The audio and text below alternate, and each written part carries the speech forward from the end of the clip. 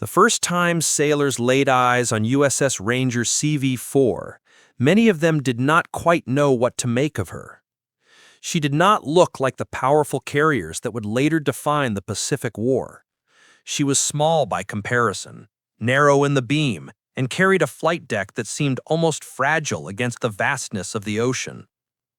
She was a product of the early 1930s, a time when the United States was still learning how to build a true carrier force.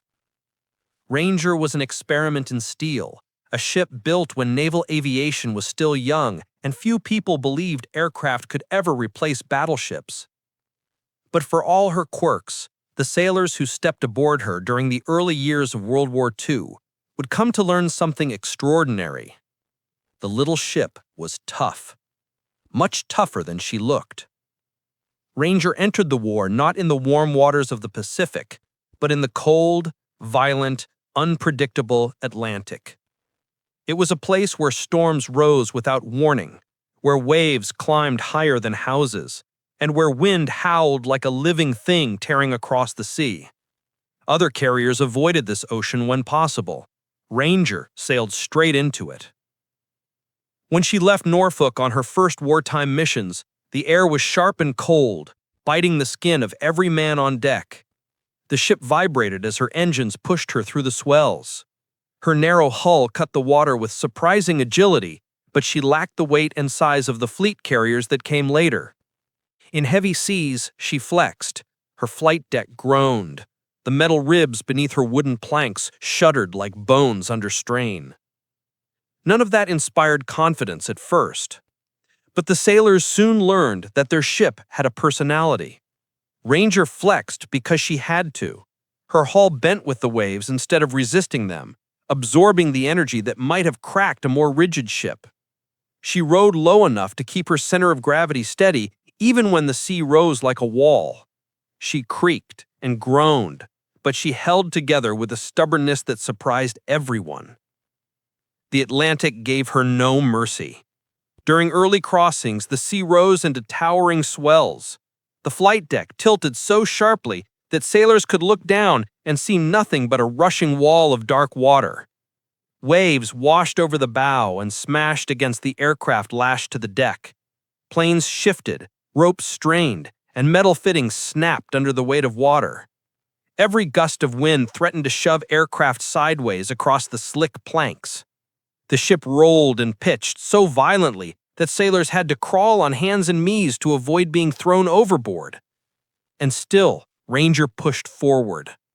The officers in the pilot house watched the storm swallow the horizon, the sky turning the same shade of iron gray as the sea. The captain ordered the ship to hold course. The engines roared against the resistance of the waves, and the little carrier climbed each swell with the determination of something alive. Down below decks, the crew could hear the hull bending. It was not a sound of failure, but of a ship fighting with everything it had. Water slammed against the sides. Loose gear clattered. Bulkheads groaned. But no cracks formed. No beams snapped. No plates buckled. This first storm set the tone for everything that followed. The sailors expected damage. Instead, they found that the ship had ridden out the worst of it with nothing more than scraped paint and a few battered fittings. One petty officer wrote in his journal that day, "The little carrier does not fear the sea. She dances with it." Ranger did not have the luxury of calm waters. Her missions took her repeatedly across the North Atlantic, escorting convoys, ferrying aircraft, and preparing for operations in Europe. With every crossing came another storm. Some lasted hours, some lasted days. Some struck so suddenly that flight deck crews barely had time to lash down aircraft before the first wave swept across the bow. A normal carrier might have cracked under that pounding. Not Ranger. As months passed, the crew began to trust her. They stopped doubting her hull. They stopped worrying about the creaking and groaning that echoed through the lower decks. They understood that those sounds were not signs of weakness, but signs of endurance. Ranger bent, but she refused to break. She became the ship that did the impossible again and again. She survived storms that ripped apart merchant ships and sent destroyers limping back to port. She held course through gales that forced heavy cruisers to alter course. She kept aircraft safe even when the wind was strong enough to tear canvas from metal frames. By the time America prepared for Operation Torch in 1942, Ranger's crew had already given her a name that hinted at their growing admiration: Old Reliable. Not because she was powerful, not because she was big, not because she was advanced, but because she stood against the worst that the Atlantic could summon and came through every time. Other ships rode the ocean. Ranger endured it. And the storms were only the beginning. The storm that truly defined USS Ranger came during one of her earliest wartime crossings, a brutal Atlantic tempest that rose out of the horizon with the kind of sudden fury only sailors of the North Atlantic truly understood. It began as a distant haze that morning, a faint line of gray that most ships might have ignored. But the barometer aboard Ranger began to fall faster than anyone liked, and by noon, the wind had sharpened into a cutting force that sliced across the deck. By late afternoon, the horizon had vanished behind a wall of steel-colored clouds. The crew felt the first tremors as swells slapped against the bow. Every man aboard understood what was coming. Ranger did not have the displacement of the great Pacific carriers. She lacked their weight, their broad hulls, their ability to shoulder aside waves like moving mountains. She was lighter, narrower, and rode higher on the water. In a storm, that made her more vulnerable. The officers on the bridge exchanged quiet looks. They had crossed the Atlantic before, but few storms inspired unease the way this one did. As the ship pressed deeper into the heart of the system, the sea rose under her like a living thing. Swells grew from 5 meters to 8, then to 10, then higher still. Rain began to hammer the flight deck in sheets so heavy they blurred the outlines of the aircraft lashed to the planks. Wind screamed across the ship, tearing at ropes, slamming loose gear, and bending antenna masts with savage force. The first wave that struck with full power towered above the bow like a dark cliff. It crashed down with a booming force that sent the entire ship shuddering. Men grabbed whatever they could to stay upright. Tools clattered, doors rattled. Water surged across the deck and poured through scuppers in roaring waterfalls. Below decks, the hull uttered long creaks, the sound of steel bending but not breaking. It was a sound the crew had learned to trust. Ranger flexed under stress the way a seasoned fighter bends under a blow. She yielded slightly, absorbed the force, then returned to shape. But the scale of this storm was unlike anything she had taken before. When the next massive wave struck, the bow plunged deep into the trough. Water shot upward in a plume taller than the island tower. The ship tilted so sharply that one of the SBD Dauntless aircraft on deck broke free from its chocks and slid several feet before the backup cables jerked it to a stop. The deck crew scrambled across the slick planks on hands and knees, fighting the wind to re-secure it before the next swell hit. Lightning cracked overhead. Thunder rolled across the ship like cannon fire. The storm was now in full fury. Up in the bridge, the captain ordered all watertight doors secured. Every compartment went into storm readiness. Damage control teams spread out across the ship, waiting for the inevitable. In heavy seas, the weakest weakness could become a fatal one. But Ranger had few such weaknesses. Her frame had been built in an era when designers still overbuilt ships simply because they did not yet know how far they could push naval aviation. Now that overbuilding might save her life. As twilight disappeared into blackness, the ship met the storm head-on. Each wave rose higher than the last. 15-meter swells hurled themselves at the hull with merciless force. The ship bucked like a living creature trying to climb out of the sea itself. The bow rose high into the air, hung for a moment, then dropped into the trough with a violent crash that sent shudders deep into the keel. Several sailors later said they heard a sound like the snapping of giant bones as the ship twisted under the strain. But when the lights flickered back to full strength and the deck steadied, it became clear that nothing had broken. The flight deck had bowed under the weight of the waves, bending downward, but it had bent the way a tree bends in a storm, remaining intact where a more rigid structure might have snapped. Below deck, the aviation crews fought to secure aircraft that shifted with each violent roll. Every loose object had to be tied down. Every cable had to be checked. Fuel lines were inspected repeatedly. Men worked with their hands numb from cold, soaked through by condensation and seawater that sprayed through ventilation openings. Still, the storm grew worse. One destroyer in the escort screen radioed that it had suffered hull damage from a rogue wave. Another reported engine trouble.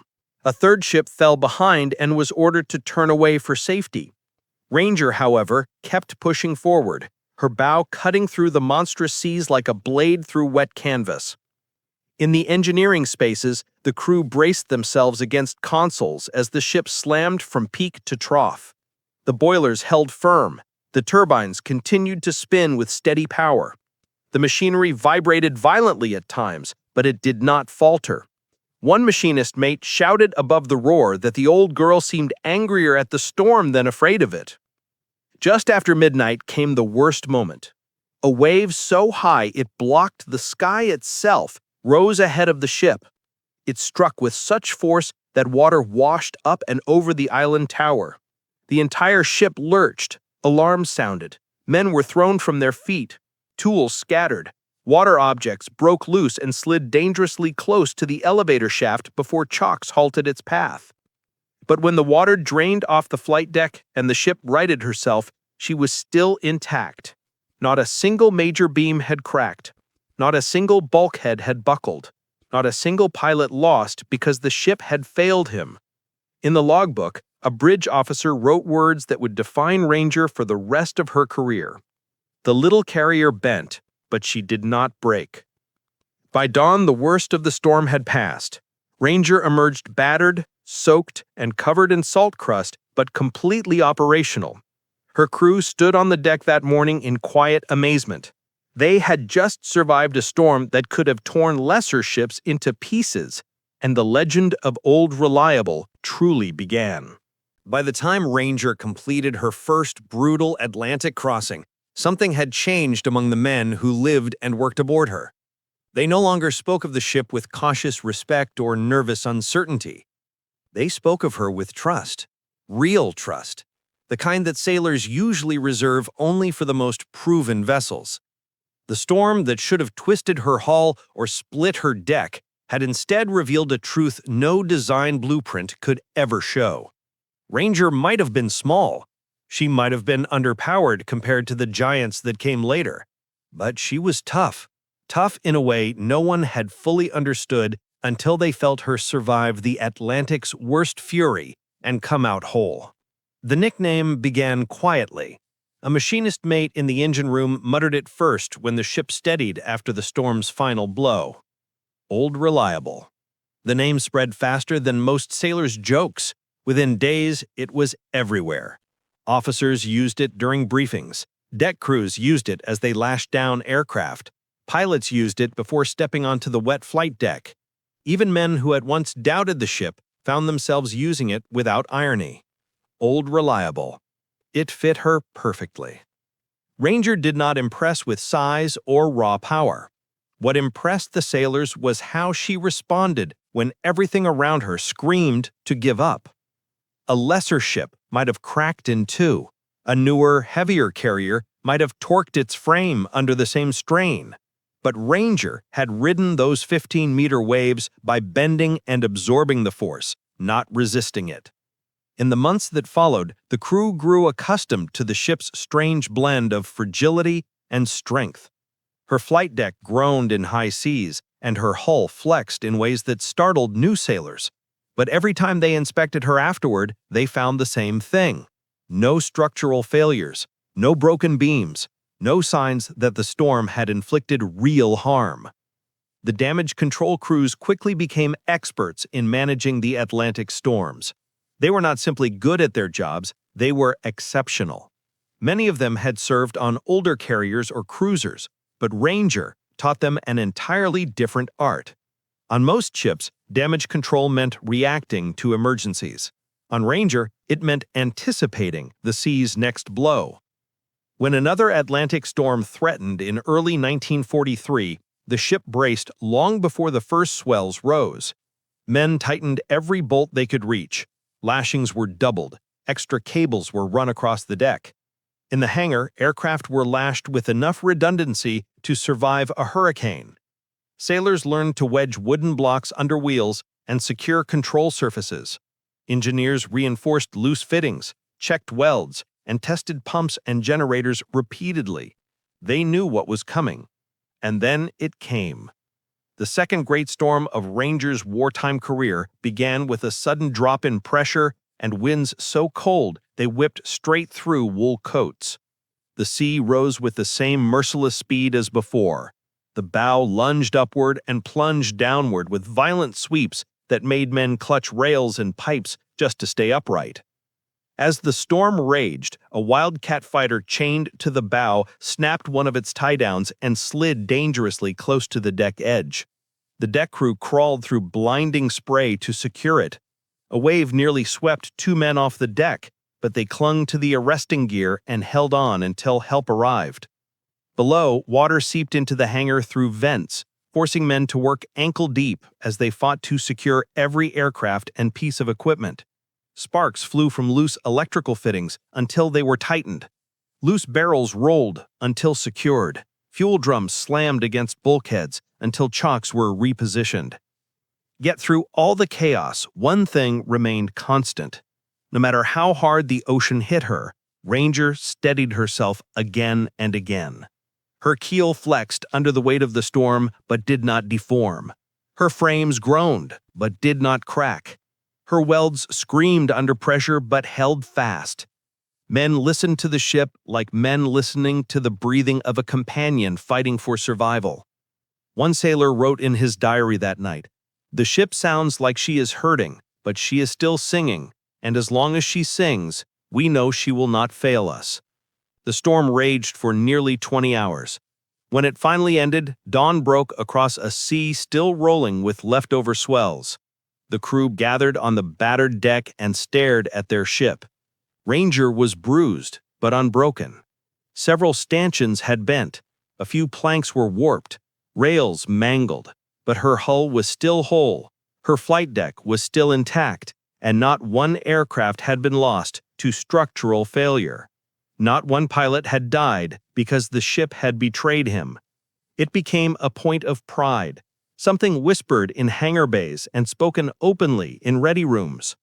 Other carriers had lost planes over the side during storms. Other ships had suffered cracked decks, twisted frames, or worse. But Ranger, the smallest and lightest of the American fleet carriers, had kept every man safe through 2 tempests that could have swallowed her whole. Pilots in particular came to love the ship. They knew that landing on Ranger in high seas was harder than landing on a large Essex class. The deck was shorter, the ship pitched more dramatically, the arresting gear slammed harder, but they also knew that the ship would never fail beneath them. There were moments when the deck rose so high during a landing attempt that the pilot saw nothing but sky, and moments when it fell so low he saw nothing but a towering wall of water. But the little carrier always caught them. Old Reliable earned her name in every storm, every landing, every crossing. By mid-1943, the sailors no longer called her a small carrier. They called her a survivor, a fighter, a ship with a soul made not of steel, but of stubbornness. And the Atlantic was far from finished testing her. By late 1942, USS Ranger had already earned the respect of every sailor who walked her decks. She had faced the worst storms the Atlantic could summon, and she had proven that she could bend without breaking. But now she was about to face a different kind of test, not the violence of the sea, but the violence of war. Operation Torch, the Allied invasion of North Africa, would be Ranger's moment to prove that her reputation as Old Reliable applied not only to storms, but to combat. In the days leading up to the landings in Morocco, the weather around Ranger turned foul once again. The Atlantic brewed another storm, smaller than the monsters she had survived before, but fierce enough to challenge her stability at a critical moment. Rain hammered the flight deck. Waves surged against the hull. Winds tore across the bow and shook the aircraft tied to the deck. For most carriers, launching aircraft in such conditions would have been difficult if not impossible, but Ranger had no intention of letting the weather decide the battle. Pilots and deck crews stood ready in their soaked jackets, gripping the rails as the carrier pitched through the swells. One officer noted that the ship felt more alive in the storm than calm seas, as if she thrived on chaos. On the morning of November 8th, as dawn broke through the heavy clouds, Ranger turned into the wind. Her bow rose and fell like a hammer striking the ocean, yet her engines held her steady enough to begin launching aircraft. The first F-4F Wildcat roared down the slick deck, wings trembling in the wind. The ship lurched upward at the worst possible moment, nearly throwing the fighter off balance. But the pilot held steady, and the little ship caught him with a burst of wind that lifted him into the sky. The men on deck erupted in cheers. If Ranger could launch aircraft in seas like this, she could launch them anywhere. Next came the SBD Dauntless dive bombers, loaded with ordnance bound for Vichy French positions around Casablanca. Each one rolled forward with a hiss of wheels on wet planks, engines straining to lift off before the deck dropped away again. Ranger's deck crew timed each launch with the rhythm of the waves. They waited for the deck to rise, braced themselves, and sent each aircraft into the storm-gripped sky. By mid-morning, the little carrier had launched more than 60 aircraft, an astonishing feat given the conditions. One pilot later wrote that taking off from Ranger during Operation Torch felt like riding a Bronco made of steel and salt water. Ranger's aircraft hit their targets with precision. Wildcats strafed enemy airfields. Dauntless bombers dove on ships in the harbor. TBF Avengers struck coastal batteries. The air battle raged for hours, and through it all, Ranger maintained her position offshore, stable enough to recover returning aircraft despite the heaving sea. Pilots landing back aboard faced a harrowing challenge. The deck pitched so violently that arresting wires swung like loose cables. The landing signal officer stood firm, soaked to the bone, waving his paddles with confidence as if the storm did not exist. Wildcat and Dauntless pilots circled nervously above the carrier, waiting for the right moment to descend. When the first aircraft touched down, the ship pitched forward so suddenly that the landing gear nearly collapsed, but the hook caught the wire and the plane stopped just meters from the deck edge. The pilot climbed out shaking, drenched, and laughing in disbelief. Old Reliable had caught him once again. The success of Operation Torch turned Ranger into a legend among the carrier crews of the Atlantic Fleet. She had launched and recovered aircraft under conditions that would have grounded larger, more modern ships. She had done it without suffering structural damage, without losing a single pilot to deck failure, and without compromising the mission. In the months that followed, Ranger continued to serve across the Atlantic and later ferried aircraft to distant bases. Each voyage brought new storms, and each storm only reinforced the crew's faith in their ship. She helped protect convoys. She trained new pilots. She patrolled harsh seas where no other carrier was trusted to operate. It became almost a joke among the fleet that if the weather turned foul, Ranger would be the only ship still fully operational.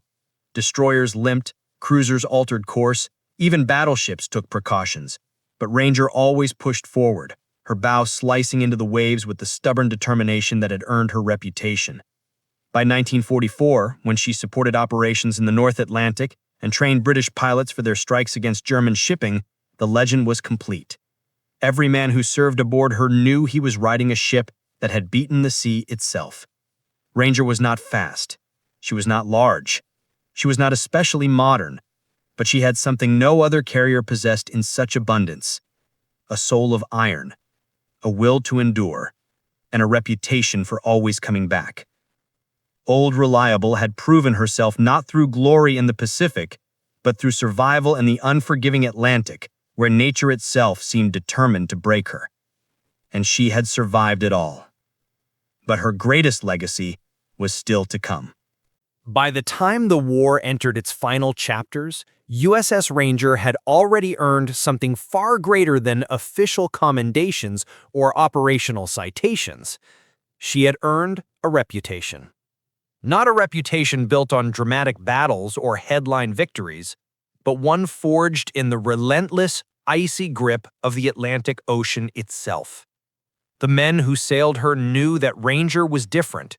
She was not the biggest carrier, she was not the fastest, she was not the most advanced, but she was the one that simply refused to break, no matter how violently the sea tried to tear her apart. And for sailors, that mattered more than anything. As newer and larger carriers like the Essex class began dominating the Pacific, Ranger's role shifted. She served as a training vessel for pilots preparing to join the war. She ferried aircraft across thousands of miles. She stood watch in the North Atlantic, where German U-boats still hunted convoys. Through it all, she sailed into weather so brutal that many ships simply avoided those waters entirely. Her legacy grew stronger each time she returned to port, battered but intact. In the cold months of early 1944, Ranger weathered yet another storm off the coast of Iceland. The swells rose so high they seemed to swallow the sky. Some waves crashed over the flight deck with such force that aircraft lashed down in the hangar deck trembled from the impact.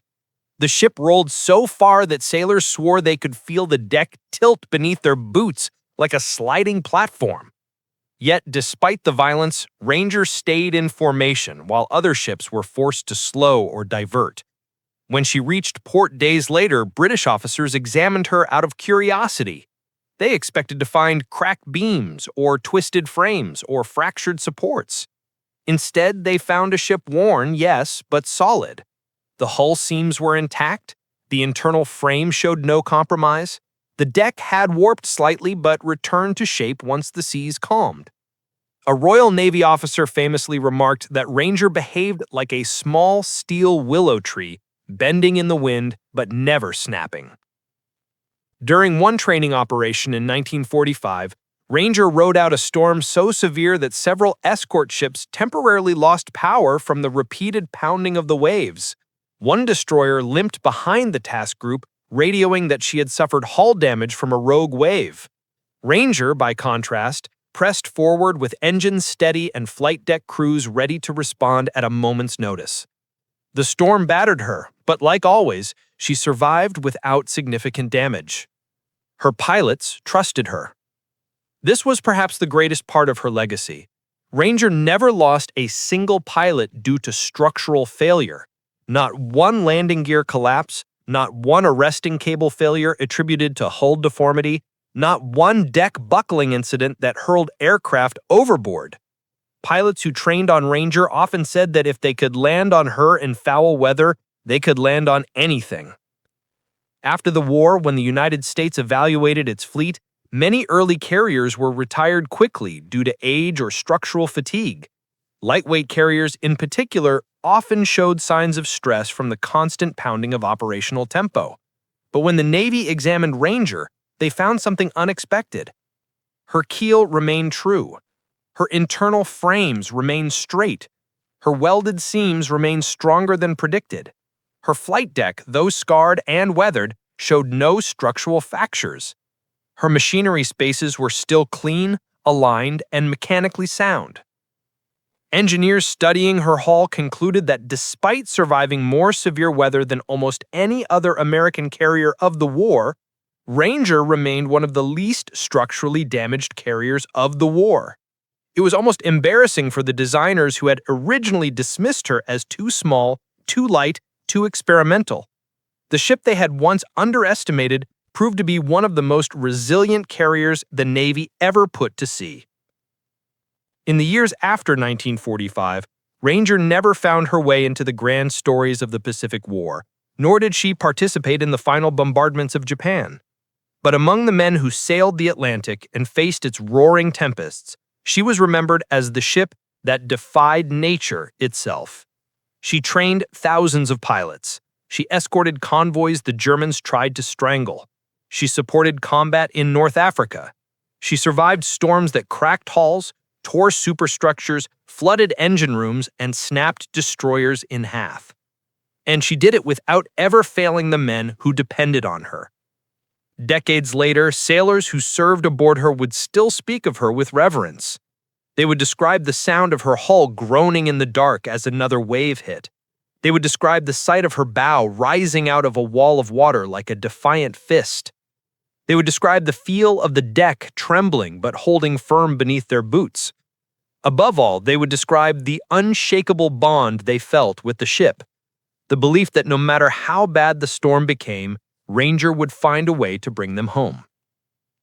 When historians wrote her story, they focused on her limitations, her size, her experimental design. But the sailors told a different story. They told of a carrier that refused to break, a carrier that protected them not only from the enemy, but from the wrath of an unforgiving ocean, a carrier that earned the only name that ever truly mattered: Old Reliable. The Atlantic tested her again and again with waves that should have torn her in half, but she held. And in doing so, she earned her place among the great survivors of the sea.